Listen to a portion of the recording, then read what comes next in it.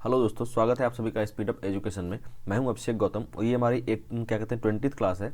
इससे पहले ही हमने 19 क्लासें कंप्लीट की हैं और कल की क्लास एक सिली सी मिस्टेक की वजह से, मेरी एक बहुत सिंपल सी मिस्टेक थी।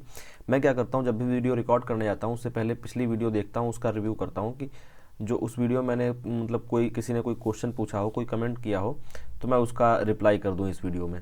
तो इस वजह से मैंने कल यूट्यूब खोला और मैं वो वीडियो देख रहा था, मतलब उस वीडियो पे कमेंट्स देख रहा था। तो वो वीडियो प्ले होके रह गई और इधर मैंने रिकॉर्डिंग शुरू कर दी। दोनों वीडियोस की आवाज़ जो है एक साथ मर्ज हो गई थी, इसलिए वो वीडियो किसी काम की नहीं हुई। इस वजह से कल की जो क्लास थी वो मैं अपलोड नहीं कर पाया। इसके लिए मैं आपसे माफ़ी चाहूँगा। एक सिंपल सी मिस्टेक थी मेरी। हम लोग बात कर रहे थे फिजियोग्राफी के बारे में। इंडिया की फिजियोग्राफी हम देख रहे हैं। इंडिया की फिजियोग्राफी में मैंने बताया था आपको कि इसके 6 पार्ट्स हैं, ठीक है। 6 पार्ट्स हैं, इसमें से हम नॉर्दर्न माउंटेन्स का जो पूरा पोर्शन है वो कंप्लीट कर चुके हैं। इसमें एक पार्ट बचता है पासेस, ठीक है। पासेस हम आज देख लेंगे। पासेस मतलब दर्रे। दर्रे हम आज देखेंगे।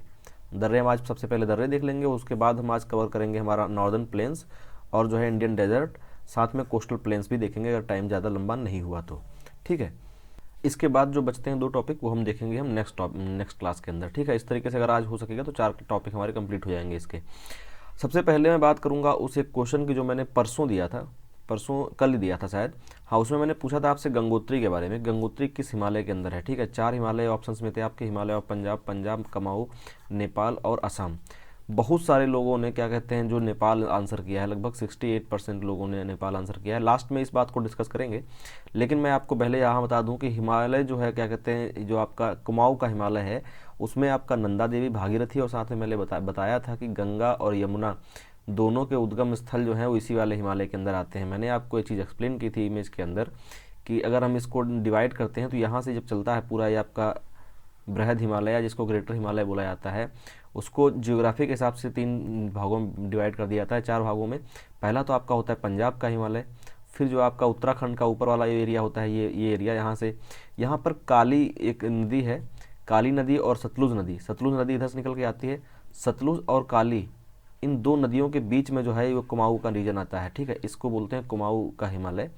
और फिर आता है आपका नेपाल हिमालय, और उसके बाद ये असम हिमालय बोला जाता है, ठीक है, लास्ट वाला। तो ये नेपाल हिमालय में नहीं है, ये यहाँ से काली जो नदी है जो आपका डिवाइड कर, मतलब आप क्या कहते हैं, नेपाल और उत्तराखंड के बीच में डिवीज़न देती है, उसके इस वाले पोर्शन के बीच में है आपका गंगोत्री और आपका दोनों बंदरपुक्ष, दोनों जहाँ से यमुना निकलती है। तो ये दोनों एरिया आपके कुमाऊं वाले के अंदर आते हैं, ठीक है। किसी ने बोला था सर कुमाऊं वाले में नहीं, गढ़वाल में आते हैं, तो वो अलग बात है। वो तो मतलब एक तरीके से सब डिवीज़न है। कुमाऊं के अंदर फिर छोटे छोटे डिवीजन्स कर देंगे। अगर आप बेसिक वहाँ के हैं, आप वहीं के रहने वाले हैं, तो आप उस चीज़ को ज़्यादा अच्छे से जानते होंगे। मैं उस बात को मानता हूँ, पूरा पूरा एग्री करता हूँ उसके साथ। लेकिन क्वेश्चन में जिस तरीके के मतलब जो ऑप्शंस थे उस हिसाब से आपको नेपाल नहीं करना चाहिए था किसी भी तरीके से। नेपाल तो आपका गलत ही होता है। आपका जो ऑप्शन था वो कुमाऊं वाला ही सही था, ठीक है। अब हम बात करते हैं आज की जो क्लास है हमारी। सबसे पहले जो हमारा पोर्शन बच गया है अभी तक, नॉर्दर्न माउंटेन्स का पासेस, इनको और देख लेते हैं, उसके बाद हम स्टार्ट करेंगे बाकी की जो चीज़ें हैं। ये आपका पॉलिटिकल मैप है। ये इंडिया का एक सिंपल मैप कह सकते हैं, सिंपल पॉलिटिकल मैप है। और इसमें हम कुछ चीज़ें देखेंगे, इसलिए मैंने ये मैप जो है इसमें इंक्लूड किया है पीपीटी के अंदर। मैं आपको ये आगे दिखाता जाऊँगा इसका यूज़ जो है। अभी हम बात करते हैं दर्रों के बारे में। दर्रे हम देखेंगे, आपके जितने भी दर्रे हैं इंडिया के वो हम देखेंगे स्टेट वाइज, ठीक है। इंडिया के कुछ ही स्टेट्स में इंपॉर्टेंट दर्रे हैं, बाकी जो ऐसे छोटे छोटे बहुत सारे दर्रे हैं, लेकिन उन सब के बारे में नहीं पढ़ेंगे। कुछ इंपॉर्टेंट दर्रे जो हैं जो हमको याद करना बिल्कुल ज़रूरी है, हम सिर्फ उनके बारे में देखेंगे, ठीक है। पंजाब क्या कहते हैं, आपका जम्मू एंड कश्मीर के अंदर 5 दर्रे आपको कम से कम याद रखने हैं। और भी दर्रे हैं, ऐसा नहीं है यही 5 दर्रे हैं, लेकिन ये 5 आपको एटलीस्ट पता होना चाहिए। काराकोरम पास सबसे ऊपर पड़ता है, सबसे हाईएस्ट है काराकोरम। फिर जोजिला, जोजिला जो पास है आपका वो श्रीनगर से जो लेह के लिए रास्ता जाती है, श्रीनगर से जो लेह के लिए रास्ता जाती है उसको रास्ता प्रदान करता है आपका जोजिला पास। उसके बाद आपका आता है बुर्जिला। बुर्जिला जो है श्रीनगर से आपका जो गिलगिट के साइड जाती है रास्ता, उधर उसको रास्ता प्रोवाइड कराता है। और फिर है आपका पीर पंजाल और बनिहाल। बनिहाल सबसे इंपॉर्टेंट इसलिए है क्योंकि श्रीनगर और जम्मू के बीच में जो है ये आता है आपका बनिहाल, और इसी पे जो आपकी है जवाहर टनल, जो है जवाहर टनल भी इसी पास के पास में है। मतलब इसी पास का जो एरिया है उसको कम करने के लिए जवाहर टनल बनाई गई थी। तो इस तरीके से जो छोटी मोटी स्पेशलिटीज़ हैं उसके बारे में, जो इंपॉर्टेंट स्पेशलिटीज़ हैं, इंपॉर्टेंट फीचर है किसी दर्रे का वो, और साथ में मैं उसकी लोकेशन आपको बताता चल रहा हूँ। फिर आते हैं हम क्या कहते हैं हिमाचल प्रदेश के अंदर। हिमाचल प्रदेश में आपका है सिपकिला और रोहतांग और बड़ा लाचा। इसको याद करने का सिंपल तरीका मैं आपको बता दूं कि सिपकिला सबसे ऊपर साइड में है, फिर उसके जस्ट नीचे साइड में है आपका रोहतांग, और जो बड़ा लाचा है ये पंजाब वाले एरिया के साइड पड़ता है। ठीक है, अगर हिमाचल प्रदेश इधर से काटते हैं ऐसे, तो जो यहाँ का ये एरिया है बड़ा लाचा, ये पंजाब के साइड पड़ता है। इधर से आप याद रख सकते हैं कि शिमला से आपका जब तिब्बत जाएंगे, तिब्बत लिखा जाता है, जब तिब्बत जा रहे होंगे तो आपका सिपकिला यूज होता है। ठीक है, रोहतांग दर्रे के बारे में अगर मैं बताऊं तो रोहतांग सिपकिला जो है जास्कर रेंज का है। ठीक है, जास्कर रेंज मैंने कल बताई थी, जो पिछली क्लास में मैंने बताया था आपको, ट्रांस हिमालयाज़ का पार्ट था, ट्रांस हिमालयाज़ का पार्ट था जास्कर रेंज। तो उस जास्कर रेंज का पार्ट है आपका जो है सिपकिला। और सिपकिला के बारे में एक और बात याद रखिए कि जो आपकी सतलुज रिवर है, जो सतलुज रिवर है वो सिपकिला को बनाती है। ठीक है, उसी के थ्रू निकलती है। और जो रिवर्स हैं, कुछ रिवर्स पासेस के थ्रू निकलती हैं, कुछ रिवर्स अपने फ्लो से और पासेस को बना देते हैं। जैसे कि मान लीजिए ये हल्की सी डिप है, यहाँ से कोई नदी बहनी शुरू हो गई, कोई धारा बहने लगी, तो कंटिन्यू इसको और गहरा करते चली जाती है। ठीक है, तो इस तरीके से कुछ नदियाँ हैं जो पासेस बनाती भी हैं। तो जो आपकी सतलुज है वो आपकी बनाती है सिपकिला दर्रे को, ऐसा हम कह सकते हैं, और एक क्वेश्चन भी आ सकता है। ठीक है, रोहतांग पास के बारे में अगर बात करें तो रोहतांग पास जो है इसका एक और नाम है लाशों का ढेर। ठीक है, इसको लाशों का ढेर बोला जाता है। अगर इंग्लिश में बात करें इसको अ पाइल ऑफ कार्पस बोल लीजिए, अ पाइल ऑफ क्या कहते हैं, एक तरीके से डेड बॉडीज बोल सकते हैं आप। तो ये इसका दूसरा नाम है। ठीक है, रोहतांग पास का। और अगर बात की जाए सड़क मार्ग की, तो रोहतांग जो पास है आपका यहाँ पर पड़ेगा, ये क्या करता है, जो मनाली शिमला के पास जो मनाली है, मनाली को जाके आगे जाके जो लेह से रास्ता होती है, मनाली की रास्ता लेह तक ले आता है। ठीक है, मनाली से लेह की जो रास्ता है उसको ये पास देता है, उसको जगह देता है, मतलब वो रास्ता जो है इस पास से होके गुजरी हुई है रोहतांग से। उसके बाद बात करें बड़ा लाचा की, बड़ा लाचा का फिर से जो है जास्कर रेंज का ही है, जास्कर रेंज में है बड़ा लाचा। और आपने एक क्या कहते हैं, एक सिटी का नाम सुना होगा, एक हिमाचल प्रदेश की एक सिटी है मंडी। ठीक है, तो मंडी से लेह के लिए रास्ता प्रोवाइड करता है, मंडी से लेह के लिए रास्ता प्रोवाइड करता है आपका बड़ा लाचा। ठीक, तो मनाली से लेह के लिए जाने के लिए आपका रोहतांग यूज होता है, और मंडी से लेह जाने के लिए आपका बड़ा लाचा यूज होता है। और सिपकिला के लिए याद करने के लिए, सिपकिला मतलब शिमला। ठीक है, सिपकिला मतलब शिमला, सिपकिला शिमला एक साथ याद कर सकते हैं आप। सिपकिला मतलब शिमला, तो शिमला से तिब्बत ले जाने के लिए आपका सिपकिला यूज हो रहा होता है। ठीक है, इन सभी को भी मैं मैप में दिखाऊंगा, तब भी एक बार याद आपको करा दूंगा। इसके बाद आते हैं उत्तराखंड पर। उत्तराखंड में 3 लगातार क्या याद कर सकते हैं आप, ऊपर से नीचे की तरफ लिखे हुए हैं। जो उत्तराखंड का एरिया है ऐसे, ये उत्तराखंड एक पड़ता है, यहाँ नेपाल है।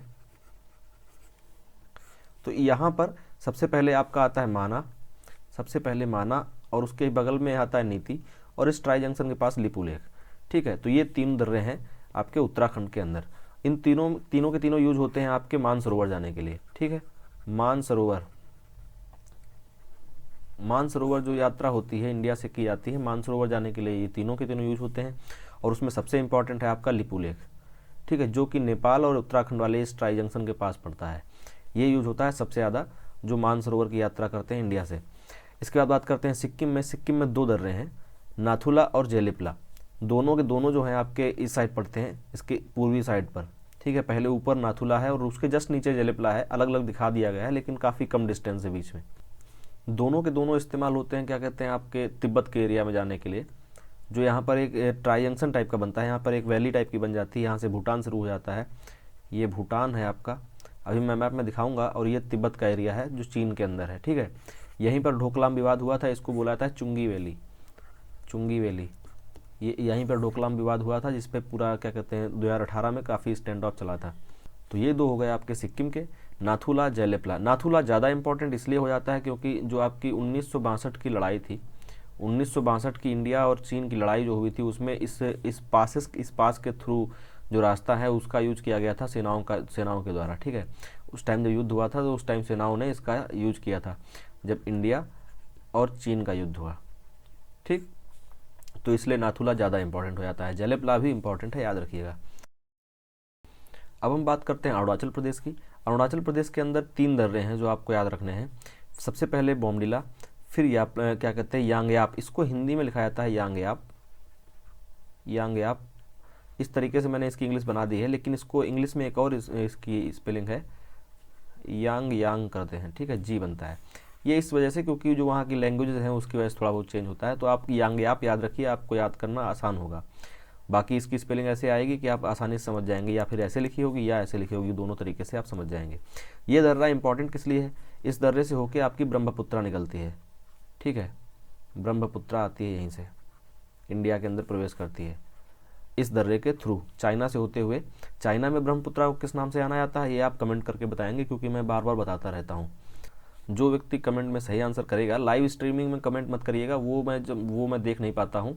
जो लास्ट में वीडियो पड़ जाती है उसमें कमेंट बॉक्स में अगर आप कमेंट करते हैं तो वो कमेंट्स बाद तक दिखते हैं, और जो लोग सही करेक्ट आंसर देंगे मैं उनके नाम भी बाद में बताऊँगा, राम जी की तरह मैं भी ये चीज़ फॉलो करना चाहता हूँ। अच्छी है, एक अच्छा तरीका है। क्विज़ भी मैं स्टार्ट करूँगा आज से। आज मैं लास्ट में आपसे क्विज़ भी पूछूंगा, 1-2 क्वेश्चंस क्विज़ के मैं रखूँगा। और जो क्वेश्चंस मैं टैप करता हूँ, जो वहाँ पे कम्युनिटी बॉक्स में डालता हूँ, वो सभी के सभी क्वेश्चन भी मैं आपको वीडियो के लास्ट में, किसी ना किसी वीडियो के लास्ट में उनको भी डिस्कस करूँगा, क्योंकि वहाँ भी बहुत गलत आंसर देते हैं लोग। जैसे कि अभी मैंने नेपाल वाला बताया आपको कि नेपाल के हिमालय का आंसर दिया, गंगोत्री को नेपाल के हिमालय में बताया बहुत सारे लोगों ने, 68% से ज़्यादा लोगों ने बताया था, ठीक है। यहाँ पर हम बात कर रहे हैं अभी अरुणाचल प्रदेश के दर्रों के बारे में। तो पहला हो गया आपका बॉमडिला, दूसरा हो गया याप्यांग, जिसके बारे में मैंने आपको बता दिया। फिर है आपका दीफू। दीफू किस लिए यूज़ होता है, वैसे डायरेक्टली इसका कोई खास यूज़ नहीं होता है, लेकिन आप इस तरीके से याद कर सकते हैं कि जो अरुणाचल प्रदेश की म्यांमार के साथ सीमा है, अरुणाचल प्रदेश की जो म्यांमार के साथ सीमा है, ऐसे अरुणाचल प्रदेश आता है, तो दीफू यहाँ पर कहीं है, जहाँ पर मतलब अरुणाचल प्रदेश से म्यांमार की तरफ जो सीमा जाती है उस सीमा पर है आपका दीफू। इसके बाद जो नॉर्थ के हिमालयाज में लास्ट दर्रा बचता है आपका तुजू। तुजू दर्रा जो है आपका, ये मणिपुर के अंदर आता है, ठीक है। अकेला दर्रा है मणिपुर के अंदर, जिसको आपको याद रखना है, तुजू। और इसकी इंपॉर्टेंस क्या है कि ये आपका इम्फाल जो है, जो मणिपुर की राजधानी है इम्फाल, वहाँ से आपका क्या कहते हैं रास्ता देता है म्यांमार के लिए, ठीक है, म्यांमार के लिए रास्ता जाती है यहाँ से। तो इसलिए तुजू जो है आपका ये इंपॉर्टेंट है। इन सभी को भी जब मैप में दिखाऊंगा मैं तो एक्सप्लेन कर दूंगा। अब हम बात करते हैं साउथ इंडिया में। साउथ इंडिया में 3 इंपॉर्टेंट क्या कहते हैं आपके पासेस हैं, तीनों के पीछे लगता क्या है, घाट। अभी तक हमारे जो है क्या कहते हैं, जो हम पढ़ रहे थे, पासेस पढ़ रहे थे, उसमें या तो ला लग रहा था, ला का मतलब पास होता है, जैलिप ला, नाथू ला और आपका बहुत सिपकी ला, तो इनमें बुर्जिला इन सबके इनके सबके पीछे क्या है, ला लगा हुआ था। तो इस तरीके से आप एक ये भी याद रख सकते हैं कि ये नॉर्थ के हैं, और ये जो हैं तीनों के तीनों घाट हैं, ठीक। इनमें सबसे पहला है आपका थाल घाट। अब मैं इसको ऐसे बताता हूँ, अगर ये मान लीजिए ये वेस्ट का पोर्शन है आपका, यहाँ मुंबई है, तो जो आपका सबसे ऊपर वाला है थाल घाट है, ये आपका मुंबई से ऊपर साइड पड़ता है, नासिक के साइड। नासिक इधर है कहीं मुंबई से, अगर आप, मैं भी मैप में दिखा दूंगा ये चीज़ कि मुंबई से नासिक ऊपर साइड पड़ता है। तो जो ये है आपका थाल घाट, थाल घाट से आपकी दिल्ली, मुंबई और कोलकाता, ये अगर आपसे इसमें आंसर ये भी पूछा सकता है, नासिक, नागपुर या कोलकाता या दिल्ली भी पूछा जा सकता है, ठीक है। तो जो दिल्ली, नागपुर, नासिक, कोलकाता, इन सब के लिए जो रास्ते जा रहे होते हैं, वो रेल मार्ग और आपके जो सड़क मार्ग हैं, वो सभी इसी घाट से होके निकले हैं, मतलब इसी पास के थ्रू निकाले गए हैं, ठीक है। ये आपका ऊपर साइड पड़ता है। और जो दूसरा है भोर घाट, ये आपका मुंबई से नीचे साइड आता है। तो पुणे से बेलगाम साइड जो रास्ते आते हैं, पुणे बेलगाम साइड जो रास्ते आते हैं, जो आगे चेन्नई तक भी रास्ते जाते हैं, चेन्नई इधर है, तो चेन्नई तक भी जो रास्ते जा रहे होते हैं, वो आपके क्या है, वो निकलते हैं सबके सब भोर घाट से, ठीक है। वो हाईवे निकलते हैं भोर घाट से। इस तरीके से आप इसको याद कर सकते हैं कि भोर घाट और बेल घाट की एग्जैक्ट पोजीशन क्या है, और कैसे आप इसको रिमेमोराइज अपने दिमाग में कैसे सेट कर सकते हैं। मैं ये चीज़ें इसलिए बताता हूँ कि मेरी जो ये आवाज़ की ये चीज़ें हैं, फ्रिक्वेंसी आपके दिमाग में सेट होगी, ठीक है। कि उन्होंने बोला था कि ऐसा होता है। ये जो पुणे वाला और बेलगाम वाला रास्ता है, या चेन्नई तक आगे जाने वाला जो रास्ता है, वो जो है आपका निकलता है भोर घाट से, और ऊपर जो है मुंबई से ऊपर साइड है, वो है आपका थाल घाट। इसके बाद जो लास्ट है वो आपका क्या कहते हैं, नीलगिरी की पहाड़ियों में अन्नामलई की जो वो हैं, उनके बीच में आपका पाल घाट। ये केरल का पोर्शन अगर इधर मान लीजिए, तो केरल के मिडिल ईस्ट वाले पोर्शन में, मतलब मध्य के पूर्व साइड वाला पोर्शन जो है, इसमें पड़ता है आपका ये घाट। और ये आपका केरल से होके आपके जो तमिलनाडु साइड रास्ते हैं, इन सब में काम आता है। एग्जैक्टली अब उतना नहीं याद रखना है, मैं एग्जैक्टली बता देता हूँ आपको कि जो कालीकट से कोयम्बटूर के लिए एग्जैक्टली रास्ते आते हैं, कालीकट से कोयम्बटूर वगैरह वो जो रास्ते हैं वो हैं, लेकिन उतना मत याद रखिए। इतना याद रखिए कि क्या कहते हैं, मिडिल ईस्ट वाला जो एरिया है, मिडिल और ईस्ट का जो पोर्शन है केरल में, वहाँ पर है आपका पाल घाट। और इसकी जो पोजीशन है वो आपकी नीलगिरी और अन्नामलई, जो अन्नामलई के बार बार नाम सुनते रहते होंगे, इनकी पहाड़ियों के अंदर है। अब हम बात करते हैं, दिखाता हूँ मैं इन सबको आपको मैप के अंदर, ठीक है। ये मैप भी मैंने खुद से ही बनाया है। इस पर जो थोड़े बहुत स्पॉट दिख रहे हैं वो इस वजह से, क्योंकि इस पर मैं एक बार पढ़ा चुका हूँ पूरा, क्योंकि मैं पूरा का पूरा वीडियो एक बार शूट कर चुका हूँ, वापस से रीशूट कर रहा हूँ, क्योंकि मैंने जो प्रॉब्लम बताई कि दोनों आवाज़ें एक साथ हो गई थी। तो इसमें हम बात करते हैं, ये पॉलिटिकल मैप है जो मैंने खरीदा है, उस पर मैंने खुद से लिखा हुआ है। सबसे ऊपर आपका है काराकोरम, हिंदी में और इंग्लिश में दोनों में लिख गया है। पहले हिंदी में लिख रहा था, फिर सोचा इंग्लिश में लिखना ज़्यादा बेटर रहेगा। तो ये है काराकोरम। उसके बाद जोजिला, जोजिला पास। काराकोरम जो है आपका सबसे इंडिया का सबसे हाईएस्ट पास है, ठीक है। अगर ये हाइट वाइज बात की जाए, लैटिट्यूड की बात की जाए, समुद्र तल से ऊंचाई की बात करें उस सेंस में। और जो ये क्या कहते हैं काराकोरम है, इसमें चीन को जाने वाली एक रास्ता है जो यहाँ से पास होती है। जो सबसे फर्स्ट वीडियो थी मेरी, उसमें मैंने शायद ये बोल दिया था कि जो सीपैक है वो क्या कहते हैं इससे होके निकला है। उसको मैंने बाद में कंपनसेट कर दिया था कमेंट बॉक्स में, लेकिन शायद वो तक लोगों तक ना पहुंचा, इसलिए मैं फिर से बोल दे रहा हूँ। सीपैक नहीं निकला यहाँ से, एक रास्ता है जो यहाँ से निकली हुई है। और सीपैक मैं बोल इसलिए दिया था क्योंकि सीपैक जब यहाँ से गुजरता है तो जो रास्ता यहाँ से पार हो रही है तो उस रास्ते का नाम है काराकोरम रोड, ठीक है। इस वजह से वो कन्फ्यूजन मुझे हो गया था। मैं सीपैक में काराकोरम रोड पढ़ा था तो मुझे लगा काराकोरम पास से होकर काराकोरम रोड निकली होगी। वो उस रीजन की वजह से काराकोरम बोला गया है, ठीक है, क्योंकि पहाड़ियाँ जो हैं वो काराकोरम की हैं। नेक्स्ट जो है जोजिला, ये जो आपका जोजिला है इसको थोड़ा इधर शिफ्ट कर सकते हैं, यहाँ पे लगभग रहेगा। तो ये जो आपकी लेह की तरफ रास्ता जाती है, श्रीनगर से लेह की तरफ जो रास्ता जाती है वो पास प्रोवाइड करता है आपका जोजिला, ठीक है, जो यहाँ पे लिखा हुआ है। उसके बाद है आपका क्या कहते हैं इसके अंदर खैबर पास, मैं बता दिया हूँ ये आपका। ये खैबर पास जो है पाकिस्तान से अफगानिस्तान की तरफ है, खैबर पास, ये भी याद रख लीजिएगा, इंपॉर्टेंट है इसलिए मैंने बता दिया। हो सकता है आपसे खैबर ही पूछ लें, इंटरनेशनली इंपॉर्टेंट है खैबर। उसके बाद हम बात करें अगर तो फिर आपका क्या कहते हैं पीर पंजाल और बनिहाल, ठीक है, पीर पंजाल और बनिहाल। बनिहाल भी आपका उसी के अंदर है, पीर पंजाल जो श्रेणी है आपकी पंजाब के अंदर उसमें ही आता है। और बनिहाल का सबसे इंपॉर्टेंट चीज़ क्या है कि श्रीनगर को आपका जम्मू के साथ जोड़ता है, ठीक है। और जो जवाहर सुरंग है, जवाहर सुरंग जो है वो आपकी इसी में है, ठीक है। जवाहर सुरंग, जवाहर कैनाल जो बनाई गई है वो इसी के अंदर है, ठीक। टनल जो है टनल। और इसके बाद बात करें हम तो सिपलिका रोहतांग मैंने बता दिया। बड़ा लाचा मैंने बताया, जो बड़ा लाचा है ये आपका पंजाब के साइड है, मैंने आप बताया था उस टाइम पर भी। सिपकिला, फिर उसके नीचे साइड जो इधर है ये है रोहतांग, इधर थोड़ा अंदर साइड है रोहतांग। सिपकिला आपका जो है शिमला से तिब्बत की तरफ रास्ता प्रोवाइड करता है।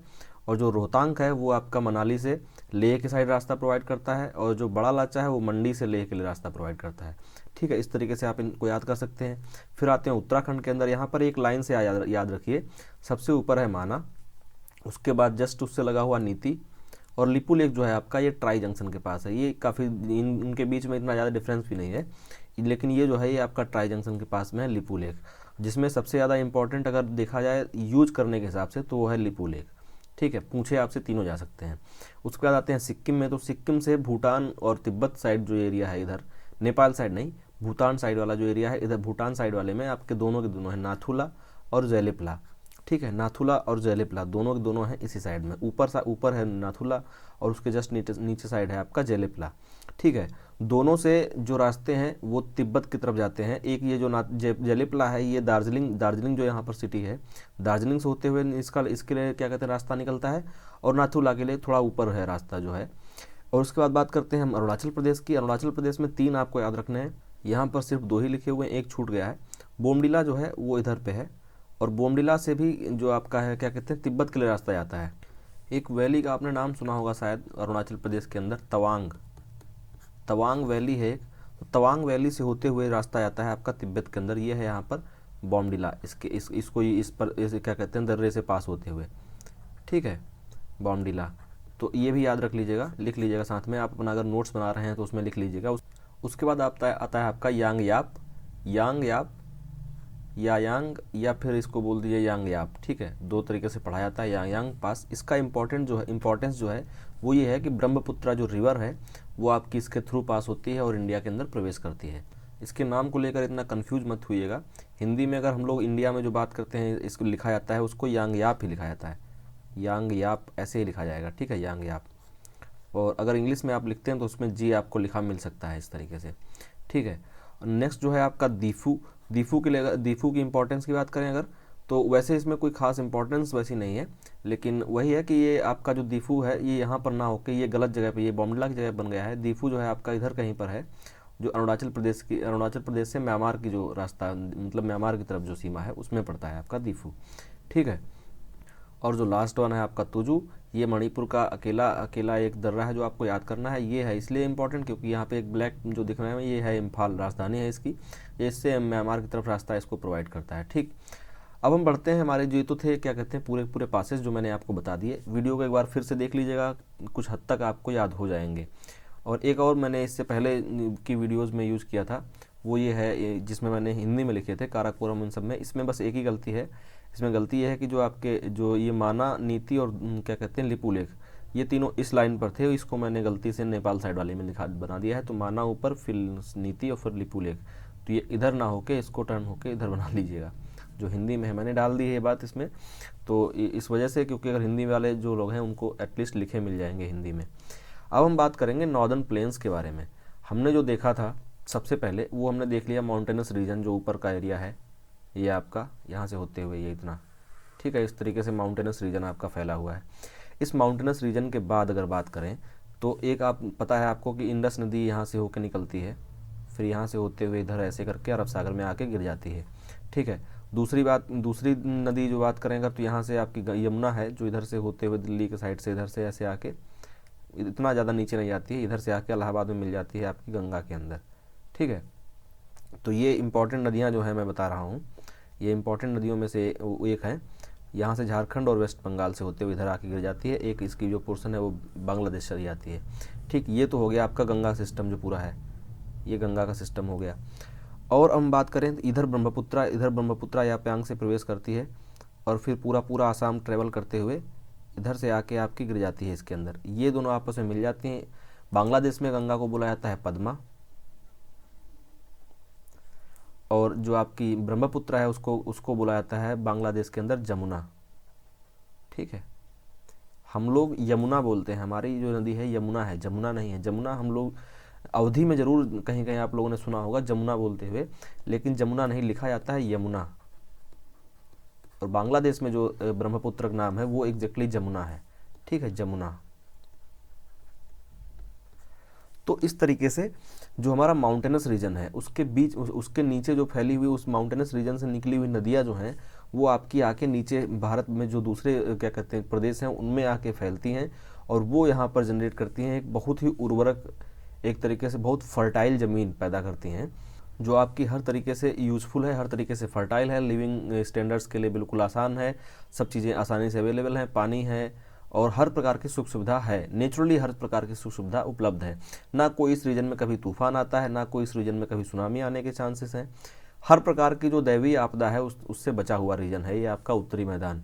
और इस तरीके से जो मैंने ये बात बोली है, इससे आपको एक बात याद रहेगी कि इस एरिया में सबसे ज़्यादा प्रोडक्टिविटी है आपकी, फर्टाइल क्या कहते हैं, अगर उर्वरक के उसमें देखा जाए ज़मीन जो है यहाँ की सबसे ज़्यादा फर्टाइल है, और सबसे ज़्यादा पॉपुलेशन डेंसिटी भी यहीं की सबसे ज़्यादा है, ठीक है। पॉपुलेशन डेंसिटी मतलब जो आदमियों का घनत्व है पर वर्ग किलोमीटर में, जो इंसानों का घनत्व है वो यहाँ पर इस वाले रीजन में जो मैदान है आपके इनमें सबसे ज़्यादा है। मैदान आपका यह इंडिया से ही नहीं पाकिस्तान से शुरू हो जाता है और पूरा नॉर्थ का राजस्थान कवर करते हुए पूरा उत्तर प्रदेश और थोड़ा सा मध्य प्रदेश का एरिया, और ये पूरा वेस्ट बंगाल इधर से फैल जाता है, फिर ये इधर तक फैला हुआ है, ठीक है।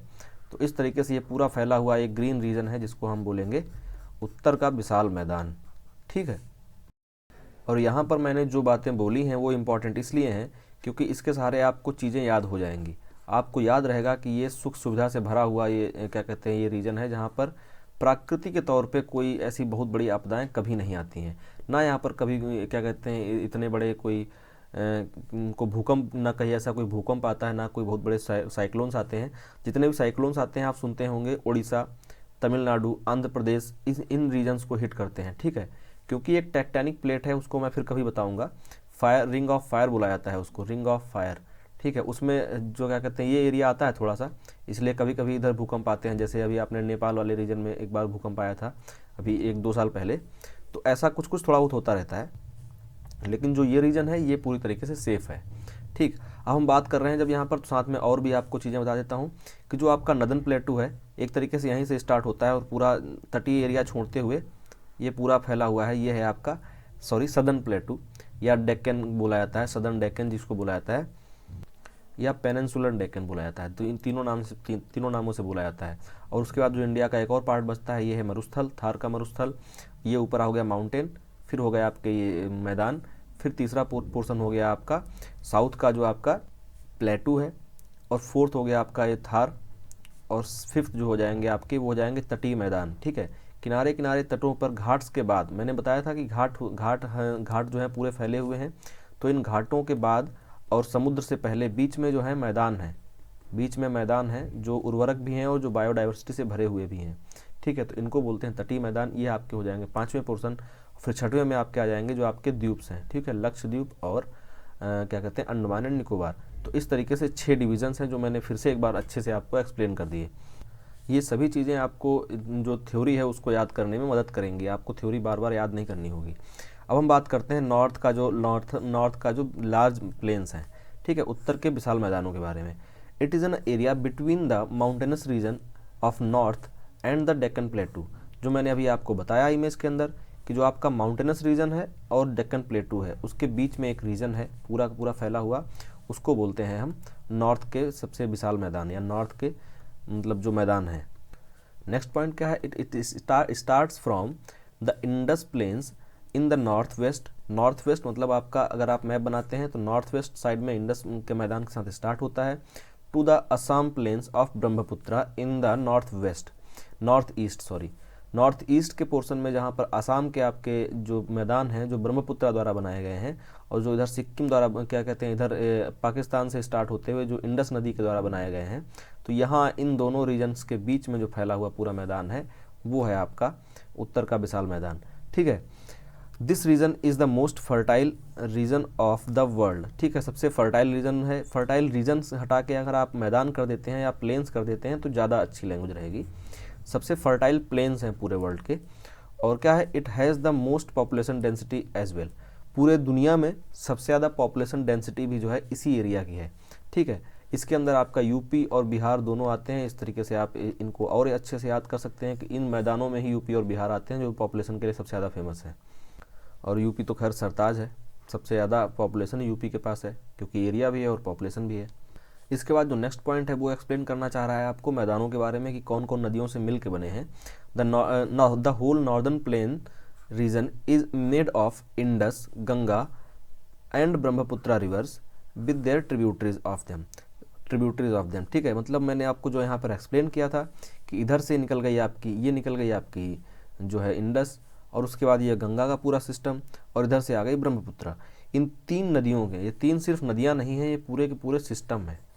ये सिर्फ 3 नदियाँ नहीं हैं, ये पूरे के पूरे सिस्टम है, क्योंकि इनके साथ में बहुत सारी ट्रिब्यूटरीज हैं। अगर गंगा की बात करें तो रामगंगा, और इधर से ऊपर से कोसी भी आती है, गंडक भी आती है, घाघरा भी आती है। बहुत सारी बड़ी बड़ी नदियाँ हैं जो जिनकी चौड़ाई गंगा से भी ज़्यादा है, कहीं कहीं घाघरा की चौड़ाई जो है वो गंगा से भी ज़्यादा है कहीं कहीं।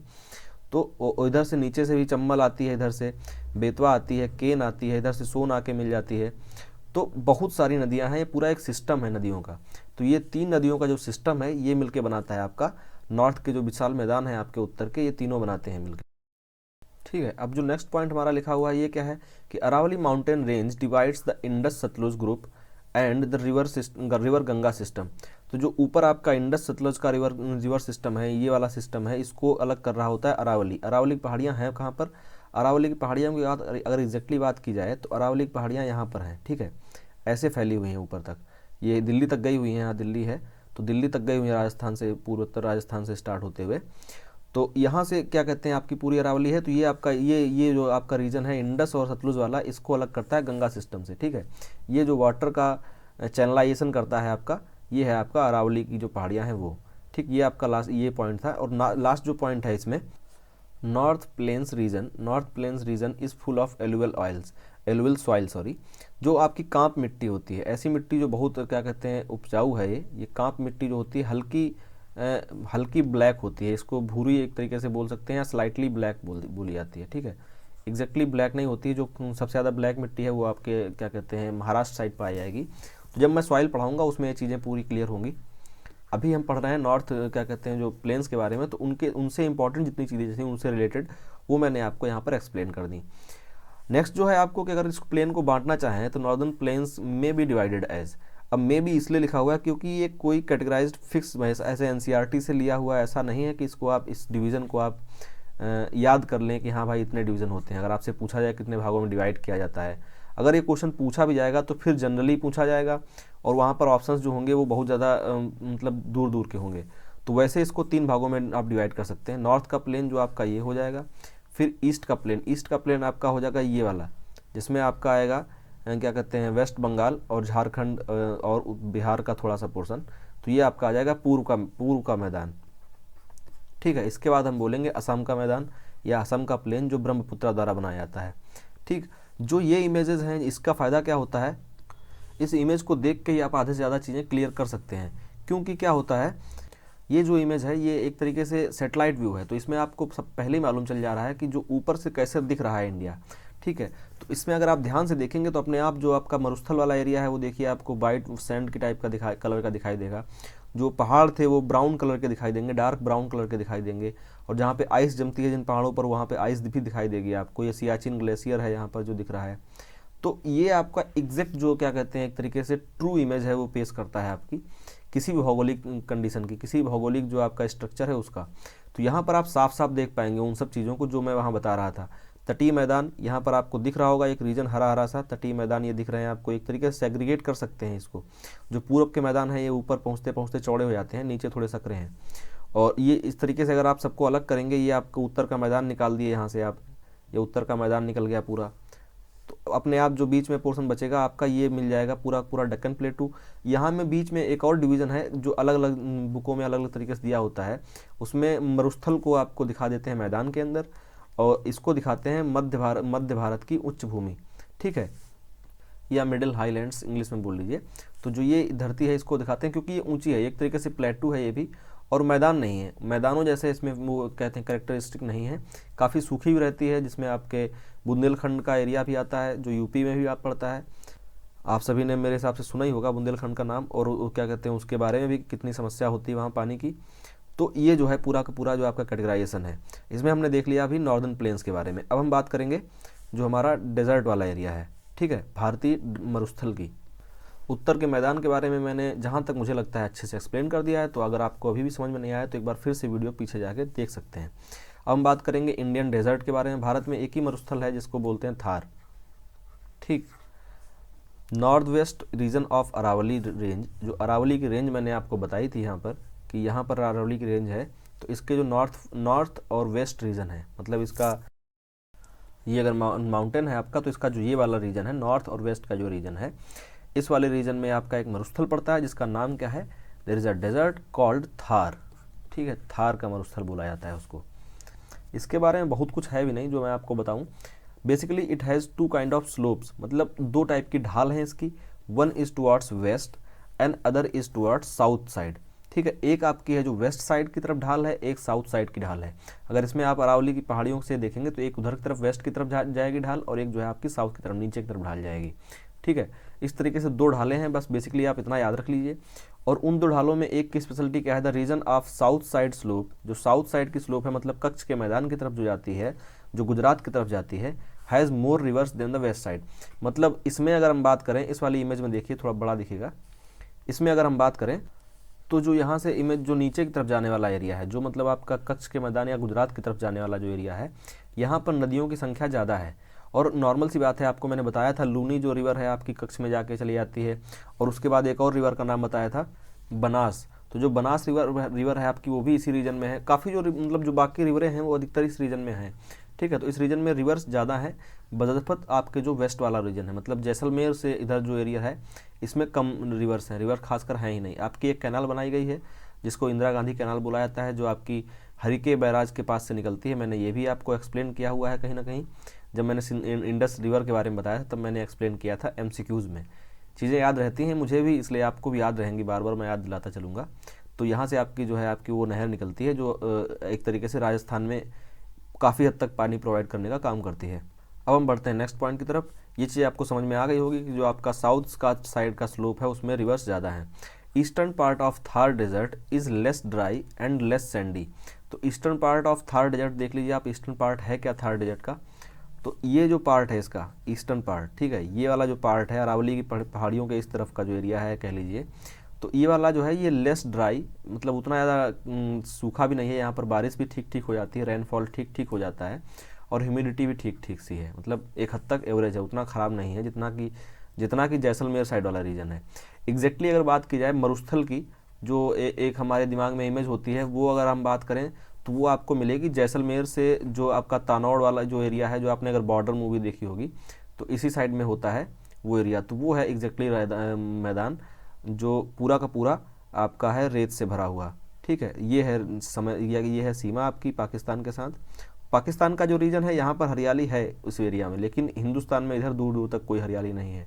और आपको मैं मूवी का एक सीन याद दिला दूँ, जिसमें जब जो क्या कहते हैं कुछ मिलिटेंट्स होते हैं वो ऊँट के साथ बैठे होते हैं, उनको हरी घास खिला रहे होते हैं। ठीक है, उनको हरी घास खिला रहे होते हैं, तो वहाँ पर जो सुनील शेट्टी होता है वो बताता है सनी देओल को, जो मेजर कुलदीप की भूमिका में होते हैं, मेजर कुलदीप की भूमिका में, जो अभी अभी एक्सपायर हुए हैं कुछ दिन पहले।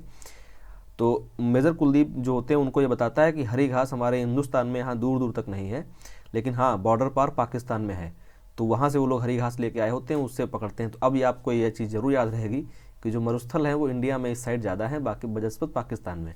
ठीक है, तो इस तरीके से इंडियन डिजर्ट में मतलब आपके थार के मरुस्थल के अंदर जो पॉइंट मैंने बताए, ये पॉइंट्स आप अगर याद रखेंगे तो आपके इनके जो क्वेश्चन है वो आसानी से बन जाएंगे। अब जो मैंने शुरुआत में बोला था कि अगर टाइम बचेगा तो कोस्टल एरियाज़ भी देख लेंगे। कोस्टल एरियाज़ में काफ़ी कुछ एक्सप्लेन करने के लिए है, तो इनको मैं नेक्स्ट क्लास में आपको बताऊंगा। पीपीटी रेडी है, सब कुछ रेडी है, लेकिन अभी जो है लंबी हो जाएगी क्लास शायद, इस वजह से मैं आपको कल बताऊंगा इन सब चीज़ों को। और कल जो है कोस्टल एरियाज़ के साथ साथ हम कोई एक और पार्ट देखेंगे।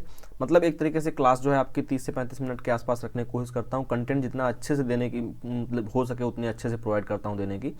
इस वजह से कभी कभार मेरी जो बातें हैं थोड़ी लंबी खिंच जाती हैं, लेकिन उससे आपको याद करना आसान होगा, ये इस चीज़ की पूरी गारंटी है। अब जो है सबसे पहले हम बात करेंगे, जो मैंने बताया था आपको डाउट सेक्शन जो है उसके बारे में बात करेंगे हम। मैं आपको लेके चलता हूँ सीधे चैनल के ऊपर। वहाँ जो मैंने क्वेश्चंस पूछे थे आपसे, आज के 2 क्वेश्चंस हैं और मैंने जो कल के क्वेश्चन थे पहले उनको मैं डिस्कस कराता हूँ। सबसे पहला क्वेश्चन तो ये वाला था। दूसरा क्वेश्चन ये था कि भारत में कितने लोगों को, how many people got Bharat Ratna this year. इस क्वेश्चन को सभी ने लगभग सही बताया और 93% लोगों ने बोला कि ये आंसर सही है। कुछ लोगों ने कमेंट करके पूरा एक तरीके से पूरा विश्लेषण भी बताया, तीनों नाम भी बताए। ये 2 लोग हैं जिन्होंने पूरा एक तरीके से तीनों नाम भी लिख के साथ में बताए थे। तो ये अच्छी चीज़ है, रिस्पॉन्स करिए आप लोग तो अच्छा लगता है। उस क्वेश्चन से पहले जो क्वेश्चन पूछा था वो ये वाला था। इस क्वेश्चन में सबसे ज़्यादा लोगों को डाउट था, इसीलिए मैंने इसको दिखाना ज़्यादा जरूरी समझा था कि आप लोग गलत इन्फॉर्मेशन क्यों पकड़ रहे हैं। मैंने आपसे बोला था कि इसमें क्वेश्चन पूछा गया था, in which part of Himalaya Gangotri is situated. ठीक है, आंसर देखिए आप, 66% तक अभी तक लगभग 500-600 लोगों ने वोट किया है इस वाले क्वेश्चन पे। उस पर लगभग 3000 से ज़्यादा लोगों ने वोट किया था, क्योंकि क्वेश्चन आसान था।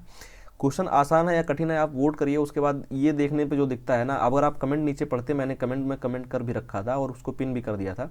यहाँ पर पिन नहीं होता इसलिए पिन नहीं कर पाया था, लेकिन कमेंट कर दिया था मैंने कि आप लोग करेक्ट आंसर पे जाएं। इसका हिमालय नेपाल का हिमालय नहीं, आपका हिमालय जो है कुमाऊं का हिमालय है, उसके अंदर आता है आपका गंगोत्री। ठीक है, याद रखिएगा, इस वजह से मैंने ये दिखाना ज़्यादा जरूरी समझा। इन सब के बाद बात करते हैं आज के क्वेश्चंस के बारे में। तो आज मैंने 2 क्वेश्चन डाले, जिसमें मुझे बहुत अफसोस के साथ फिर से देखना पड़ रहा है कि दक्षिण गंगोत्री मैंने पूछा था कहाँ पे है दक्षिण गंगोत्री।